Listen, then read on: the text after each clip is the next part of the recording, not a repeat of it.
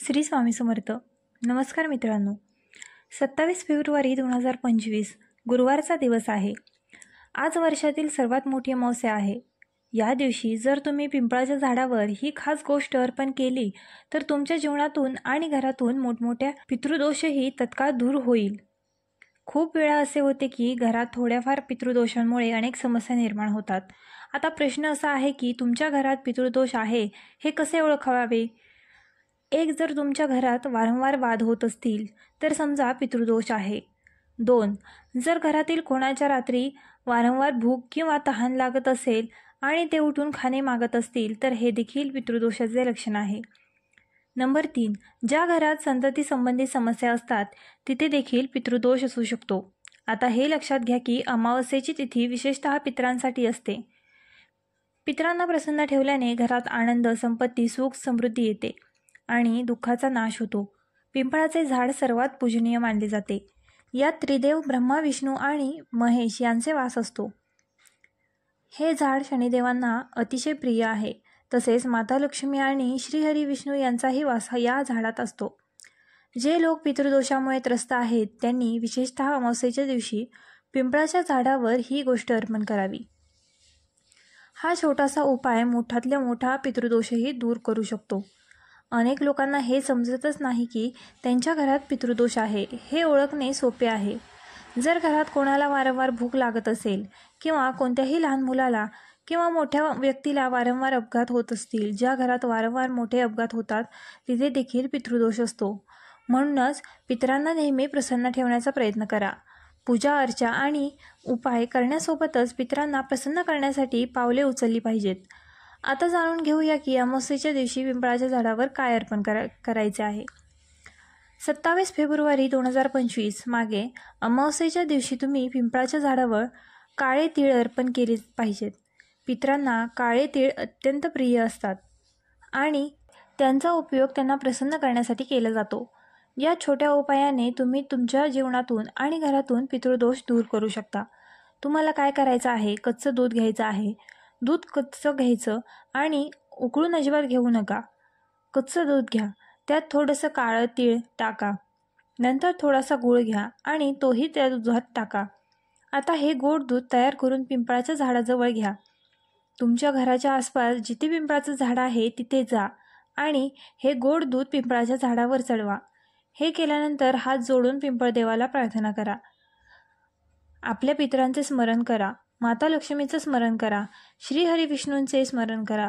सगळ्यांची क्षमा मागा आणि सांगा की जी काही आमची चूक झाली आहे ती माफ करा आणि आमच्या जीवनातील कष्ट दूर करा. जेव्हा तुम्ही अमावस्येच्या दिवशी हे गोड दूध पिंपळाच्या झाडावर चढवता तेव्हा समजा की हा दिवस आपल्या पितरांसाठी, माता लक्ष्मी आणि श्रीहरी विष्णू यांच्यासाठी आहे. या उपायाने पितृदोष घरातून दूर होतो. धनाच्या समस्या संपतात, कर्जाच्या समस्या दूर होतात आणि तुमच्या जीवनातील सर्व संकटे संपतात. जेव्हा तुम्ही पिंपळाच्या झाडावर कच्चे दूध, गूळ आणि तिळाचं अर्पण करता तेव्हा हा एक अत्यंत चमत्कारी उपाय ठरतो. हा उपाय तुमच्या पितरांना त्वरित प्रसन्न करतो. पितृदोष लहान असो वा मोठा, कोणत्याही प्रकारचा पितृदोष घरात असो, हा उपाय तो त्वरित दूर करतो. यासोबतच माता लक्ष्मी ही फार लवकर प्रसन्न होतात. विशेषतः जेव्हा तुम्ही हा उपाय अमावस्येच्या दिवशी करता. आता दुसऱ्या उपायाबद्दल बोलूया. हा उपाय तुमच्या मनोकामना पूर्ण करण्यासाठी आहे. हा उपाय केल्यास तुमची कितीही मोठी मनोकामना असेल ती पूर्ण होईल. तसेच पितरही प्रसन्न होतील आणि धनामध्ये वाढ होत जाईल. अमावस्येचा दिवस पितरांसाठी, माता लक्ष्मी आणि श्रीहरी विष्णू यांच्यासाठी असतो. जर तुम्हाला तुमची मनोकामना लवकर पूर्ण करायची असेल तर नेहमी श्रीहरी विष्णू आणि भगवान महादेव यांच्याशी संबंधित उपाय करा. महादेवांना भोलेनाथ म्हणतात कारण ते आपल्या भक्तांच्या छोट्याशा पूजेमुळेही प्रसन्न होतात. तुम्हाला काय करायचं आहे तर तुमच्या घरातून पाणी घ्या. त्यात 2 चिमूट काळे तीळ टाका. थोडासा गूळ टाका. आता हे पाणी महादेवांच्या शिवलिंगावरती चढवा व तुम्ही हा उपाय अमावस्येच्या दिवशी केला आणि महादेवांना तुमची मनोकामना सांगितली तर तुमची कितीही मोठी मनोकामना असेल ती पूर्ण होईल. महादेव एकमेव असे देव आहेत जे सगळ्यात लवकर ऐकतात.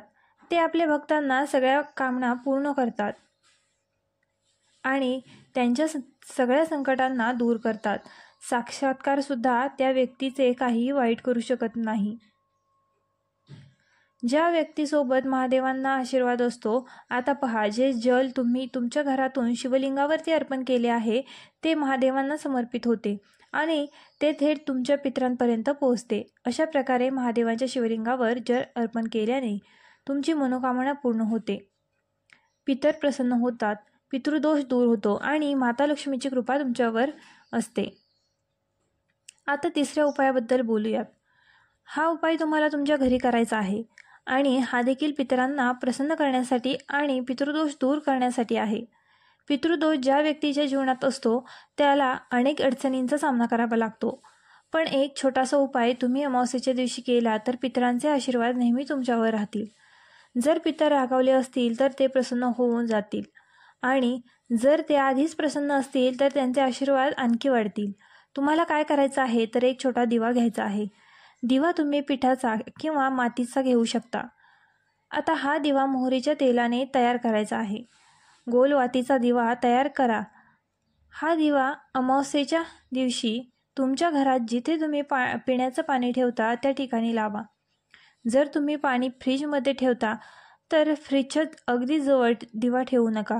थोड्या अंतरावर सुरक्षित ठिकाणी दिवा ठेवा. तिथे दिवा ठेवल्यानंतर तुमच्या पितरांचे स्मरण करा आणि त्यांच्याकडे क्षमा मागा. हे ठिकाण आपल्या पितरांचे स्थान मानले जाते. अमावस्येच्या दिवशी जर तुम्ही संध्याकाळी इथे दिवा लावला तर पितृदोष कधीही लागत नाही. पितर नेहमी प्रसन्न राहतात. हा दुसरा उपाय पितरांना प्रसन्न करण्याचा आहे. यामुळे पितर नेहमी प्रसन्न राहतात आणि तुमच्या सर्व मनोकामना पूर्ण होतात. तर पहा, आजच्या व्हिडिओमध्ये आम्ही तुम्हाला खूप चांगले आणि सोपे उपाय सांगण्याचा आणि समजवण्याचा प्रयत्न केला आहे. हे उपाय नक्कीच स्वीकारा. तुमच्या घरामध्ये नेहमीच माता लक्ष्मीचा वास राहील.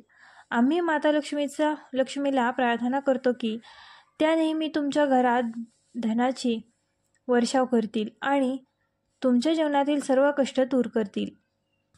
व्हिडिओ आवडला असल्यास आपल्या ग्लो मराठी चॅनलला लाईक, शेअर आणि सबस्क्राईब करायला विसरू नका.